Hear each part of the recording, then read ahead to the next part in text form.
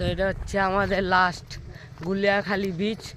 এটা আমরা দেখা ছবি টবি তুলা বাসায় আইসা পড়বো বাসায়। এটা আমাদের লাস্ট।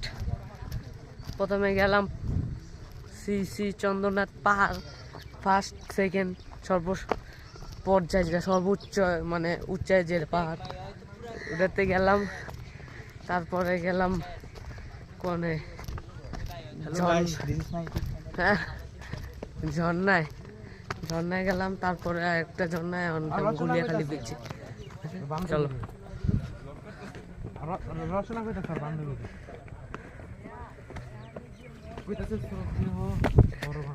ভাই চলেন ভাই, আমি চাইছেন কি বড় বান্ধবী তোমার বড় বড়